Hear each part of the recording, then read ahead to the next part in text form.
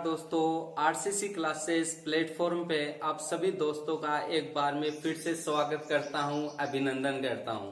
कैसे हो सभी बच्चे? आई होप कि बहुत ही बढ़िया होंगे आप सभी बच्चे और अपने घर पे स्वस्थ और मस्त होंगे। देखो भैया, आप स्वस्थ और मस्त हो तभी क्लास लेने के लिए आए हो, तो इस बात पे जल्दी से इस वीडियो को क्या कर दो, लाइक ठोक दो और शेयर कर दो फटाफट। तो आज हम बात करने वाले हैं हमारे राष्ट्रपति के बारे में, और राष्ट्रपति का आज की जो क्लास है उसका अंत है। आज की क्लास में पूरा राष्ट्रपति समाप्त हो जाएगा। तो खुशी के आप खुशी जताते हुए फटाफट क्या करो, जल्दी जल्दी अपने जो भी जितने भी ग्रुप होते हैं उनमें शेयर कर दो, वीडियो को फटाफट शेयर करो, मजा आ जाएगा। आज की क्लास में बहुत मजा आने वाला है, फटाफट शेयर कर दो। शेयर करोगे तभी मजा आएगा, लाइक ठोक दो साथ साथ में। और हम बात कर रहे हैं राष्ट्रपति के बारे में। हाँ जी, गुड इवनिंग, गुड इवनिंग सभी बच्चों को, गुड इवनिंग, गुड इवनिंग।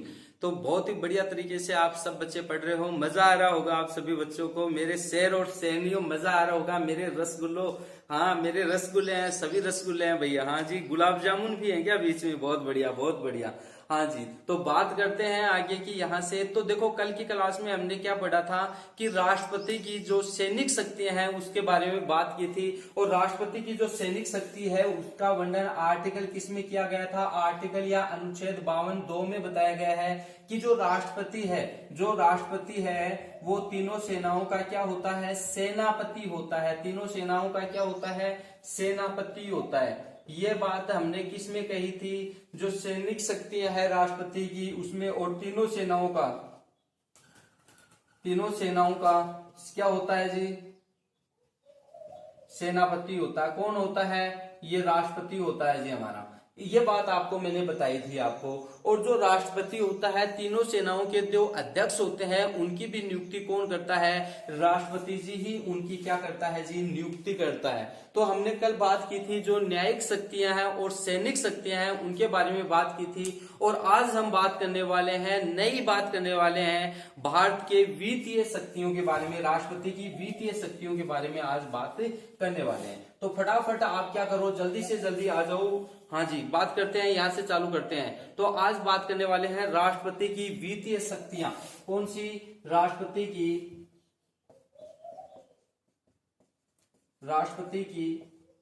वित्तीय शक्तियां।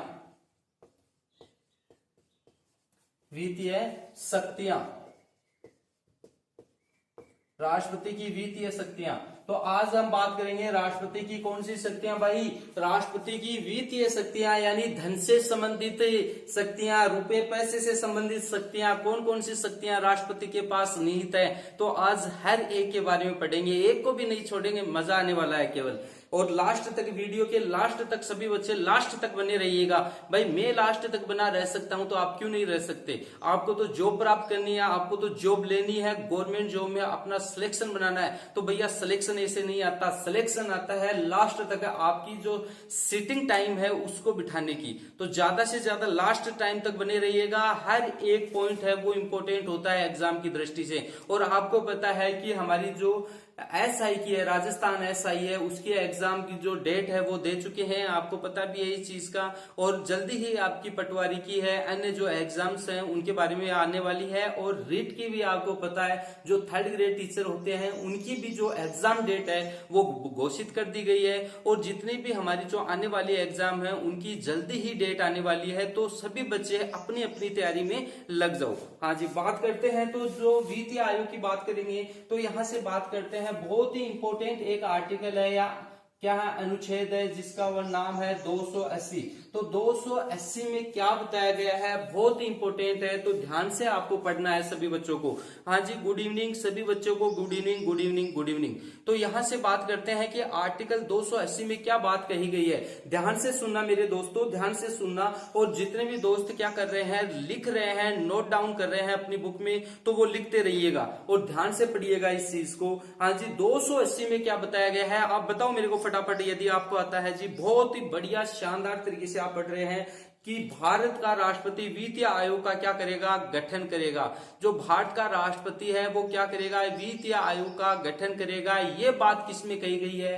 तो ये बात कही गई है आर्टिकल 280 में। तो भारत का जो राष्ट्रपति है वो वित्तीय आयोग का क्या करेगा? गठन करेगा। याद रखिएगा कि भारत का राष्ट्रपति वित्तीय आयोग का गठन करेगा।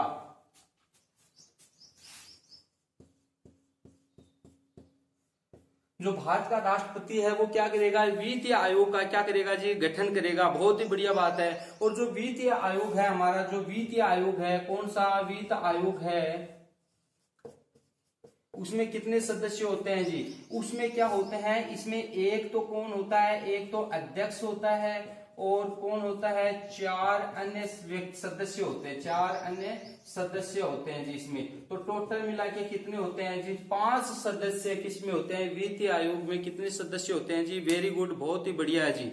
तो समझ में आया ना। आर्टिकल 280 में क्या बताया गया है, आर्टिकल 280 में यह बताया गया है कि भारत का जो राष्ट्रपति होता है वो वित्तीय आयोग का क्या करेगा, गठन करेगा। क्या करेगा, गठन करेगा। साथ साथ में बोलिएगा आप, मजा आएगा, जब बोलेंगे तब मजा आएगा। वित्तीय आयोग का गठन का वर्णन कौन से आर्टिकल में किया गया है, तो आर्टिकल 280 में वित्तीय आयोग का वर्णन किया गया है। और कहा गया है कि वित्तीय आयोग में कितने सदस्य होते हैं, तो वित्तीय आयोग में कितने, जो गठन होता है उसमें कितने सदस्यों को मंजूरी गई है, तो उसमें 5 सदस्यों को मंजूरी दी गई है। उसमें एक तो अध्यक्ष होता है और 4 अन्य सदस्य होते हैं। इस प्रकार से टोटल सदस्यों की संख्या कितनी होती है, तो टोटल सदस्यों की संख्या मेरे दोस्तों कितनी होती है, 5 होती है। हाँ जी, बहुत ही बढ़िया है जी, बहुत ही बढ़िया है। बच्चे कमेंट्स कर रहे हैं अपने अपने, बहुत ही शानदार तरीके से मेरे को हर बच्चे का कमेंट्स दिखाई दे रहा है। तो बहुत ही बढ़िया तरीके से आप बता रहे हो मेरे भाई, बहुत ही बढ़िया तरीके से चल रहे हो आप। सब बच्चे जो जितने भी मेरे दोस्त हैं वो देख रहे हैं, इस वीडियो को ज्यादा से ज्यादा क्या करो, शेयर करते रहो भैया, साथ में शेयर करते रहो। तो 280 में किसका वर्णन किया गया है, आर्टिकल 280 में किया गया है राष्ट्रीय वित्तीय आयोग का क्या करेगा, गठन करेगा। अब हम बात करेंगे यहीं से साथ साथ में किसके बारे में बात करेंगे, तो यहां से बात करने वाले हैं आर्टिकल कौन सा, एक इंपोर्टेंट और है आर्टिकल कौन सा, 281, जो कि बहुत ही ज्यादा क्या है, इंपोर्टेंट है। यहां से हम बात करेंगे कौन से आर्टिकल की, आर्टिकल 281 के बारे में बात करते हैं। तो आर्टिकल 281 है, उसमें क्या कहा गया है, तो आर्टिकल 281 के बारे में समझना है आपको। तो जितने भी बच्चों को 281 के बारे में पता है तो वो कमेंट्स के माध्यम से मेरे को बताइएगा। हाँ जी, तो वित्त आयोग अपना रिपोर्ट राष्ट्रपति को क्या करता है, देता है। जो वित्तीय आयोग गठन किया गया है राष्ट्रपति के द्वारा, तो जो वित्तीय आयोग है वो अपना रिपोर्ट किसे देता है, तो वो अपना रिपोर्ट राष्ट्रपति को देता है। और वित्तीय आयोग का क्या कार्य है, कि वित्तीय आयोग का यह कार्य है वह केंद्र और राज्य के मध्य वित्त का आवंटन करेगा। ठीक है जी। तो आर्टिकल 281 में क्या बताया गया है, वित्तीय आयोग अपना रिपोर्ट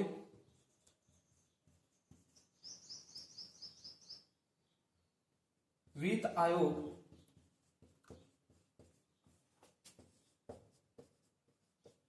अपना रिपोर्ट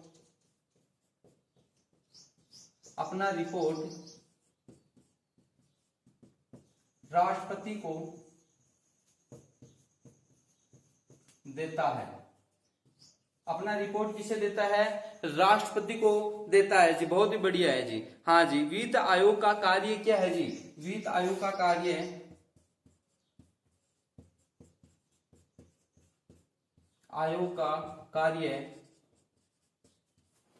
केंद्र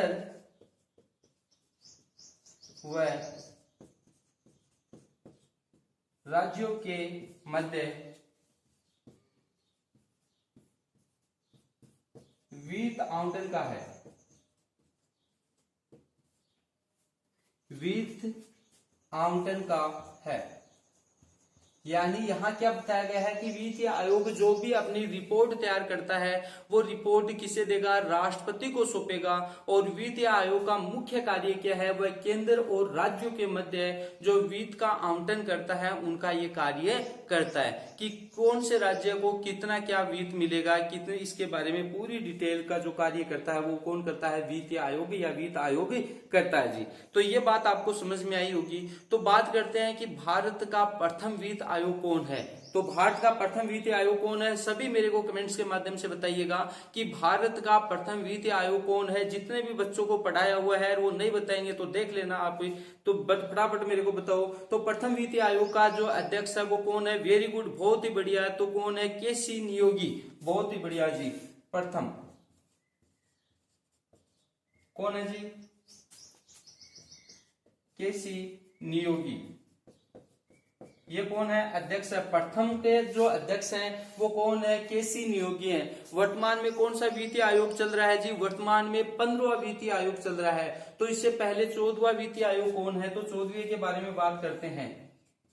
14वां वित्तीय आयोग का अध्यक्ष कौन है? फटाफट मेरे को बताओ। हाँ जी बताओ फटाफट। हाँ जी सभी बच्चों का कमेंट्स आ रहा है, बहुत ही अच्छा। Y V Reddy. Y V Reddy. Y V Reddy क्या है जी? 14वें वित्तीय आयोग के अध्यक्ष हैं। अभी वर्तमान में कौन सा आयोग चल रहा है? 15वां आयोग वित्तीय आयोग चल रहा है। तो इसके जो अध्यक्ष हैं वर्तमान में कौन है? एन के सिंह। बहुत ही बढ़िया जी। कौन है? एन के सिंह। एन के सिंह है, वो 15वें वित्तीय आयोग के अध्यक्ष है। इनका जो कार्यकाल है वो कब से कब तक है? 2020 से लेके 2025 तक इनका क्या है जी? कार्यकाल है। किसका? एन के सिंह का, जो कि 15वें वित्तीय आयोग के क्या है जी? अध्यक्ष हैं। यहां तक कि बोलो आपको बात समझ में आई या नहीं आई, मेरे को फटाफट आप कमेंट्स के माध्यम से बताइएगा। ठीक है जी। तो यहां से देखिएगा, आज हम बात कर रहे हैं आर्टिकल 280 के बारे में। और आर्टिकल 280 किससे संबंधित है? वित्तीय शक्तियों से संबंधित है। किसकी वित्तीय शक्तियां? राष्ट्रपति की वित्तीय शक्तियों से संबंधित है मेरे दोस्तों। तो सभी दोस्तों को यही मैं कहना चाहूंगा कि ध्यान से पढ़ो आप, और ज्यादा से ज्यादा इस वीडियो को शेयर करते रहो। साथ साथ में लाइक तो ठोकना ही ठोकना है आपको। ठीक है, तो ध्यान रखिएगा। तो आर्टिकल 280 किससे संबंधित है? वित्तीय आयोग से संबंधित है, वित्तीय शक्तियों से संबंधित है। तो भारत का जो राष्ट्रपति है वो क्या करेगा? एक आयोग का गठन करेगा। कौन से आयोग का? वित्तीय आयोग का क्या करेगा भाई? गठन करेगा। और जो वित्तीय आयोग है उसका जो करेगा, और जो वित्तीय आयोग है उसमें टोटल कितने सदस्य होते हैं? तो उसमें टोटल कितने सदस्य होते हैं? 5 सदस्य होते हैं जी। कितने सदस्य होते हैं? 5 होते हैं। एक अध्यक्ष होता है प्लस 4 अन्य सदस्य होते हैं। टोटल मिला के कितने सदस्य हो गए जी? 5 सदस्य हो गए मेरे दोस्तों। तो ध्यान दो मेरे दोस्तों, यहाँ पे सभी दोस्त जो है, जो भी जितने भी दोस्त यहाँ पे क्या कर रहे हैं, अपनी जो क्लास देख रहे हैं, वॉच कर रहे हैं, तो आप ध्यान से पढ़ो इस चीज को। तो अब बात करते हैं कि आर्टिकल 281 में क्या बात बताई गई है। यहाँ पे आर्टिकल 281 में बताया गया है कि जो वित्तीय आयोग है, जो भी अपनी रिपोर्ट बनाता है, क्या बनाता है? अपनी रिपोर्ट बनाता है, तो वह रिपोर्ट किसको सौंपता है? तो वह रिपोर्ट वह राष्ट्रपति को सौंपता है। जो भी वित्त आयोग होता है वो अपनी जो रिपोर्ट बनाता है, तो वह रिपोर्ट सबसे पहले वो किसको देता है? राष्ट्रपति को देता है। और राष्ट्रपति को देने के बाद में जो वित्तीय आयोग का जो कार्य, मेन कार्य क्या होता है? वह केंद्र और राज्यों के मध्य जो वित्त होता है उनका आवंटन करने का उनका मुख्य कार्य होता है जी। तो यहां से बात करते हैं कि भारत का प्रथम जो वित्तीय आयोग का जो अध्यक्ष होता है, तो वो अध्यक्ष कौन है?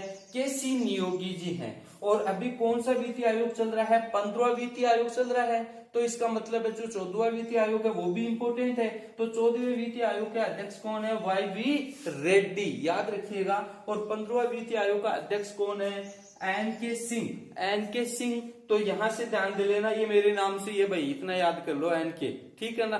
तो एन के सिंह है। तो ये 2020 से 2025 तक इनका कार्यकाल रहेगा।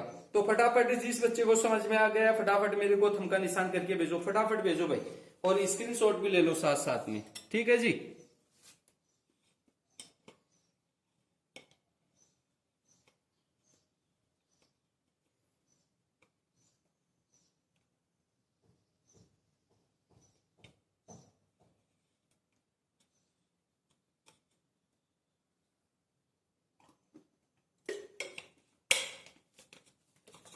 सभी बच्चों ने ले लिया होगा, ठीक है जी, बहुत ही बढ़िया। तो यहां से हम बहुत ही शानदार तरीके से पढ़ने की कोशिश कर रहे हैं। तो जितने भी बच्चे हैं तो ले लिया होगा स्क्रीनशॉट, बहुत ही अच्छी बात है जी, ले लिया। तो आगे की बात करते हैं जी। तो बोलो बच्चों, मजा आ रहा है या नहीं आ रहा पढ़ाई में आपको? अरे आएगा, 100% आएगा, क्यों नहीं आएगा बोलो आप? जरूर आएगा, आपको मजा आएगा, ठीक है ना। तो शानदार तरीके से अपनी पढ़ाई को चालू रखो बस, और कुछ नहीं है, ठीक है। और आपका गवर्नमेंट जॉब में बहुत ही जल्दी नंबर आने वाला है। आप 2022 में एक पोस्ट पे होंगे, ठीक है, बहुत ही बढ़िया बात है। अब बात करते हैं कि जो भारतीय संविधान का आर्टिकल 151, किसके बारे में बात करेंगे? आर्टिकल 151 जो कि इंपोर्टेंट रहने वाला है आपके लिए। क्या रहने वाला है? इंपोर्टेंट है, और यहां से काफी क्वेश्चन पूछे जाएंगे आपसे। तो भारतीय संविधान के जो आर्टिकल या अनुच्छेद बोलते हैं, आर्टिकल 151। हाँ जी, वेरी गुड वेरी गुड, सभी बच्चे बहुत ही अच्छी तैयारी चल रही है। हाँ जी, और मेरे को साथ साथ में ये भी बताओ कि आप हर बच्चा दिन में कितने घंटे पढ़ता है? फटाफट बताओ। हाँ, कितने घंटे पढ़ता है बताओ मेरे को, फटाफट बताओ आप। हाँ जी, बताते रहो, कितने घंटे पढ़ता है? अच्छा, हाँ, सोने में ज्यादा टाइम जाता है ना? बहुत बढ़िया, सोते हो हैं तो बहुत ही बढ़िया तरीके से भैया, सोने में टाइम खराब मत करो, अब अपनी पढ़ाई में लग जाओ सभी बच्चे, ठीक है ना? बहुत ही बढ़िया। हाँ जी हाँ जी, बहुत ही बढ़िया, हाँ लगे रहो बस, बहुत होता है, इतना इतना पढ़ लेते हो ना तो बहुत है। हाँ जी, तो आर्टिकल 151 के बारे में बात करते हैं। तो आर्टिकल 151 में क्या बताया गया है उसके बारे में हम डिटेल से बात करने वाले हैं यहाँ पे।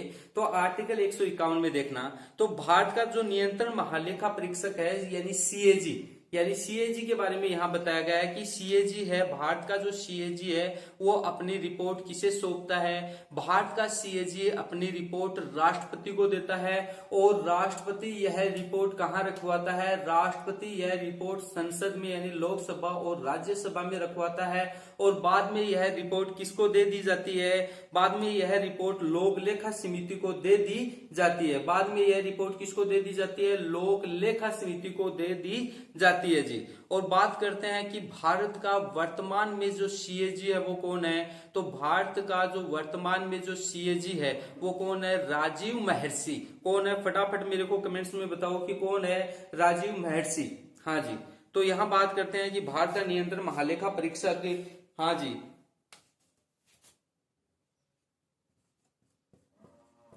भारत का नियंत्रक महालेखा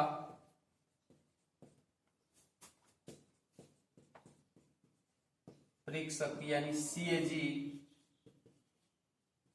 यह अपनी रिपोर्ट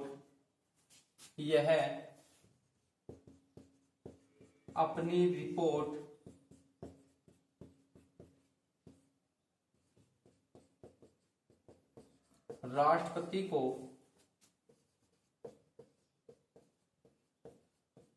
देता है, और राष्ट्रपति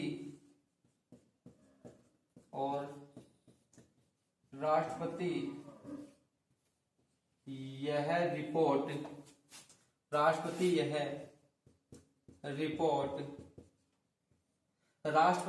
रिपोर्ट लोकसभा और राज्यसभा में रखवाता है।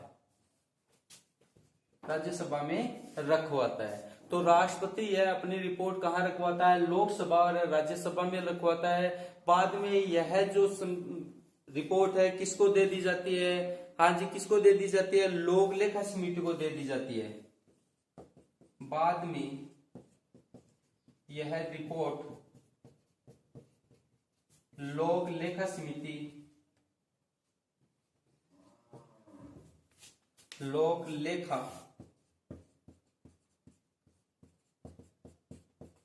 समिति को दे दी जाती है। लोक लेखा समिति को यह रिपोर्ट दे दी जाती है। ठीक है जी, तो बात आई क्या? 151 में, आर्टिकल 151 में। हाँ जी, बहुत ही बढ़िया। और वर्तमान में भारत के जो सीएजी कौन है? सीएजी वर्तमान में कौन है जी? फटाफट बताओ। राजीव महर्षि।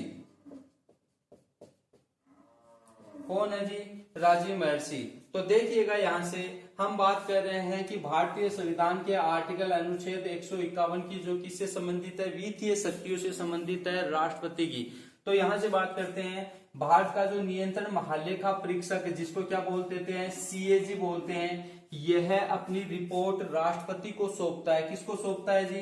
राष्ट्रपति को सौंपता है। और राष्ट्रपति यह अपनी रिपोर्ट, जो राष्ट्रपति है, यह कहाँ रखवाता है? लोकसभा या राज्यसभा यानी संसद में रखवाता है। और बाद में यह रिपोर्ट किसे दे दी जाती है? लोक लेखा समिति को सौंप दी जाती है।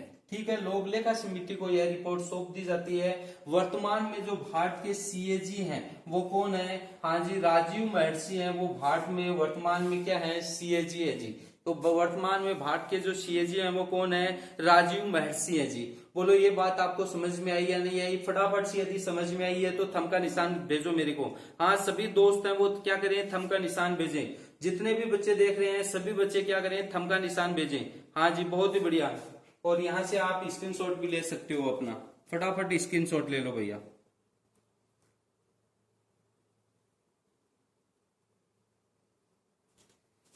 ले लिया होगा आपने?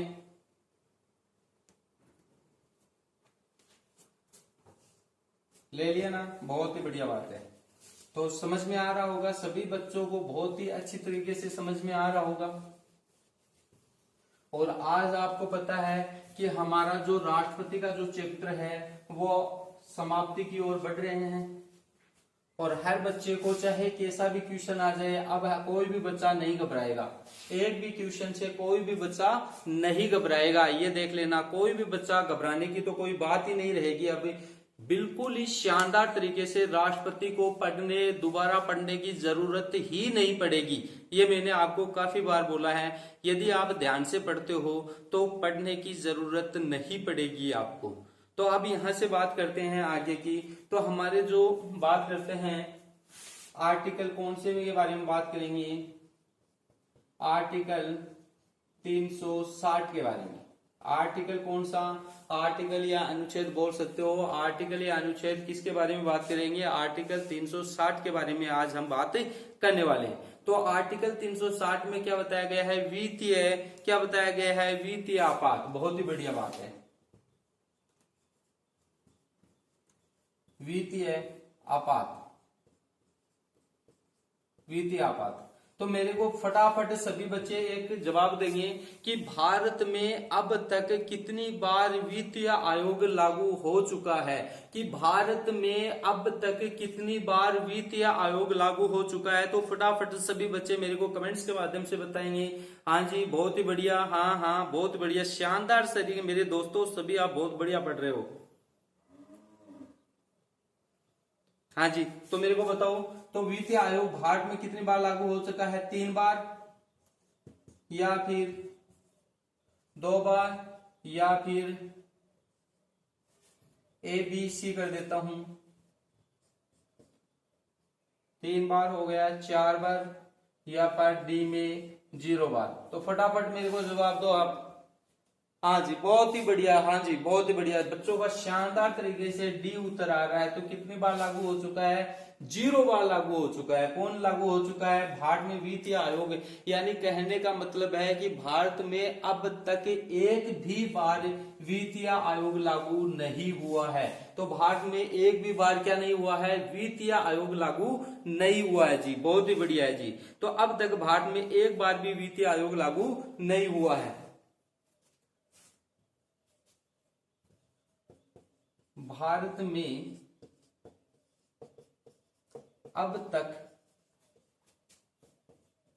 एक भी बार वित्तीय आपात। अच्छा, भारत में कितनी बार वित्तीय आपात लागू हो चुका है? तो भारत में कितनी बार वित्तीय आपात लागू हो चुका है? भारत में एक भी बार वित्तीय आपात लागू नहीं हुआ है। भारत में अब तक एक भी बार वित्तीय आपात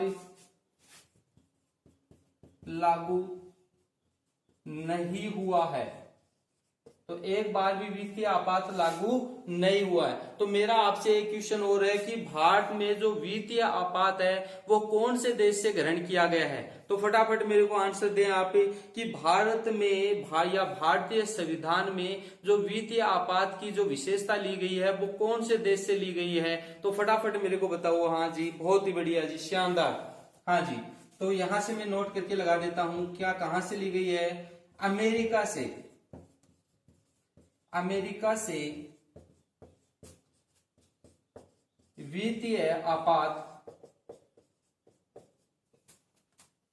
लिया गया है। जो अमेरिका का संविधान है वहां से क्या लिया गया है, वित्तीय आपात लिया गया है। बोलो ये बात समझ में आई या नहीं आई। अगली बात करते हैं तो आर्टिकल देखते हैं, बहुत ही ज्यादा इंपॉर्टेंट है आर्टिकल, और उसके बारे में बात करते हैं। ये लो आर्टिकल कौन सा, 356, बहुत ही इंपॉर्टेंट है जी। अब आर्टिकल 356 में क्या है, सभी बच्चे कमेंट्स के माध्यम से मेरे को बताएंगे कि आर्टिकल 356 में क्या बताया गया है। हाँ जी, बहुत ही बढ़िया बात है, राष्ट्रपति शासन के बारे में बताया गया है। इसमें 356 में क्या बताया गया है, राष्ट्रपति शासन। राष्ट्रपति शासन के बारे में कौन से आर्टिकल में बताया गया है, 356 में। अब सर ये राष्ट्रपति शासन क्या होता है, सुनना मेरी बात। जब राष्ट्र को या केंद्र को ऐसा लगे कि किसी राज्य में जो राज्य सरकार होती है वो सही तरीके से अपनी सरकार नहीं चला पा रही है, और केंद्र को यह पता चल जाता है या केंद्र को महसूस होता है कि इस राज्य की सरकार है वो सही ढंग से नहीं चल रही है, तो वहां पे क्या लागू कर दिया जाता है, राष्ट्रपति शासन लागू करके केंद्र पूरा का पूरा कार्य उस राज्य का कौन संभालता है, केंद्र अपने हाथों में ले लेता है। तो राष्ट्रपति शासन का वर्णन भारतीय जो संविधान है उसके कौन से आर्टिकल में किया गया है, तो आर्टिकल 356 में ये बात बताई गई है। बोलो समझ में आई क्या। हाँ जी, बहुत ही बढ़िया बात है। अब बात करते हैं, एक और आर्टिकल है जो कि बहुत ही इंपॉर्टेंट है। आर्टिकल कौन सा, आर्टिकल बताओ मेरे को फटाफट, 352। तो 352 है, बहुत ही इंपॉर्टेंट है। और 352 में क्या बताया गया है, हाँ जी फटाफट मेरे को बताओ। हाँ जी, राष्ट्रीय आपात के बारे में बताया गया है। किसके बारे में, राष्ट्रीय आपात। तो पूछ लिया जाए कि राष्ट्रीय आपात का वर्णन भारतीय संविधान के कौन से आर्टिकल में किया गया है, तो राष्ट्रीय आपात का वर्णन भारतीय संविधान के कौन से आर्टिकल में, तो आर्टिकल 352 में राष्ट्रीय आपात का वर्णन किया गया है। तो सभी जो दोस्त है मेरे को ये बताएगा कि भारत में अब तक कितनी बार राष्ट्रीय आपात काल लग चुका है, तो भारत में अब तक कितनी बार राष्ट्रीय आपात लागू हो चुका है, तो भारत में अब तक कितनी बार, 3 बार राष्ट्रीय आपात है वो लागू हो चुका है। तो राष्ट्रीय आपात 3 बार कब कब लागू हुआ है, तो फटाफट मेरे को आप कमेंट्स के माध्यम से बताओ कि भारत में राष्ट्रीय आपात जो लागू हुआ है वो कब कब लागू हुआ है और कितनी बार लागू हुआ है। 3 बार लागू हुआ है, कब कब हुआ है, तो फटाफट बताओ मेरे को। तो यहां से मैं बता देता हूं आपको, 3 बार लागू हुआ है। यह पहले कब हुआ, 1962 में, दूसरी बार कब हुआ, 1971 में, और तीसरी बार कब हुआ, ये तीसरी बार हुआ भैया 1975 में। ठीक है, 1962 में राष्ट्रीय आपात क्यों लागू हुआ, कब हुआ, ये भारत चीन युद्ध के कारण। भारत चीन युद्ध के कारण 1962 में राष्ट्रीय आपात लगाया गया था। 1971 में कब कैसे हुआ, भारत पाकिस्तान युद्ध, भारत पाकिस्तान युद्ध, और 1971 में ही क्या है, भारत और बांग्लादेश युद्ध, और 1975 में कैसे, अशांति के आधार पर। तो भारत में अब तक कितनी बार राष्ट्रीय आपात लागू हो चुका है, 3 बार राष्ट्रीय आपात लागू हो चुका है। कब कब हो चुका है, भारत में 3 बार राष्ट्रीय आपात लागू हो चुका है, 1962 में, 1971 में, 1975 में। 1962 में कब, जब भारत और चीन युद्ध हुआ था उस समय राष्ट्रीय आपात लगाया गया था। दूसरी बार कब, 1971 में, जब भारत पाकिस्तान युद्ध हुआ और भारत कौन सा, बांग्लादेश युद्ध हुआ, तब 1971 में क्या लगाया, राष्ट्रीय आपात लगाया गया। और 1975 में कब लगाया गया, 1975 में कब लगाया गया, अशांति के आधार पे। किसके द्वारा लगाया गया, उस समय जो प्रधानमंत्री था कौन था, इंदिरा गांधी जी थी। तो यहां तक बोलो समझ में आया नहीं आया? तो देखिएगा एक बार यहां से मैं दोबारा बता देता हूं। आर्टिकल 360 में क्या बताया गया है? वित्तीय आपात के बारे में बताया गया है। तो भारत में एक भी बार वित्तीय आपात लागू नहीं हुआ है। तो भारत में कितनी बार वित्तीय आपात लागू हुआ है? एक भी बार नहीं हुआ है, यानी 0 बार क्या हुआ है? वित्तीय आपात लागू हुआ है। यहां से बात करते हैं तो वित्तीय आपात है, ये कहां से लिया गया है? ये अमेरिका के संविधान से लिया गया है। बोलो याद हो रहा है ना? बहुत ही बढ़िया। अब बात करते हैं कि 356 में क्या है? आर्टिकल 356 क्यों इंपॉर्टेंट है? तो 356 में राष्ट्रपति शासन के बारे में बताया गया है। आर्टिकल और भी इंपोर्टेंट है 352। तो 352 में राष्ट्रीय आपात के बारे में बताया गया है। और भारत में अब तक कितनी बार राष्ट्रीय आपात लागू हो चुका है? भारत में अब तक 3 बार राष्ट्रीय आपात लागू हो चुका है। कब कब लागू हुआ? 1962, 1971 और 1975। 1962 में भारत चीन युद्ध के समय, और 1971 में भारत पाकिस्तान और भारत बांग्लादेश युद्ध के समय, और 1975 में अशांति के आधार पे क्या लगाया गया था? राष्ट्रीय आपात लगाया गया था। इस प्रकार से भारत में अब तक राष्ट्रीय आपात 3 बार लागू हो चुका है। तो सभी दोस्तों को बोलो समझ में आया नहीं आया? यदि समझ में आ रहा है तो फटाफट मेरे को थंब का निशान करके आप भेजो, और इसका क्या करो? स्क्रीनशॉट ले लो फटाफट भैया, स्क्रीनशॉट लो आप।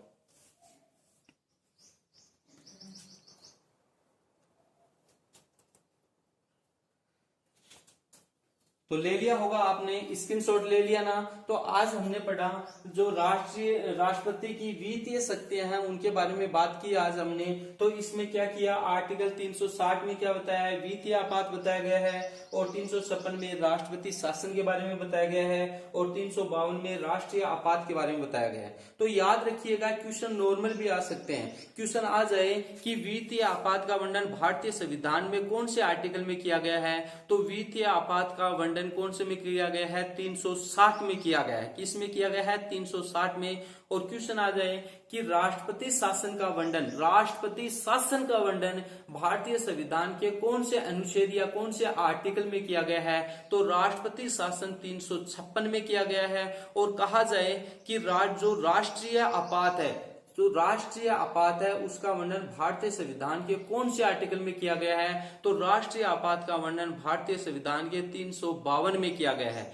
तो अब तक भारत में वित्तीय आपात कितनी बार लागू हो चुका है? 0 बार हुआ है। ठीक है, 0 बार हुआ है। लेकिन पूछ लिया जाए कि राष्ट्रीय आपात, वित्तीय आपात तो 0 बार, और राष्ट्रीय आपात है वो कितनी बार लागू हुआ है? तो राष्ट्रीय आपात भारत में अब तक 3 बार लागू हुआ है। कब? 1962 में, 1971 में, 1975 में। तो यहां तक मैंने आपको बहुत ही शानदार तरीके से पढ़ाने की कोशिश की है। और हमारा आज है जो राष्ट्रपति का जो चैप्टर है यहाँ पे पूरा कंप्लीट रूप से तैयार होता है। और आज हमारा जो एंड है राष्ट्रपति का, यहाँ पे चैप्टर का जो एंड हो गया है यहाँ पे। ठीक है, और आप इस वीडियो को ज्यादा से ज्यादा क्या करें? शेयर करें। आपको बताए, देखो आपके लोगों के लिए, आप सभी दोस्तों के लिए मैं इतनी मेहनत कर रहा हूं, तो आपका भी फर्ज बनता है कि आप ग्रुपों में इनको शेयर करें, ज्यादा से ज्यादा शेयर करें। और जो नए बच्चे भी इस पे आए हैं इसको जरूर क्या करें? सब्सक्राइब करें, साथ साथ में बेल आइकन को भी प्रेस करें। ठीक है, तो सभी दोस्तों का मैं दिल से आभार व्यक्त करता हूं। जय हिंद, जय भारत।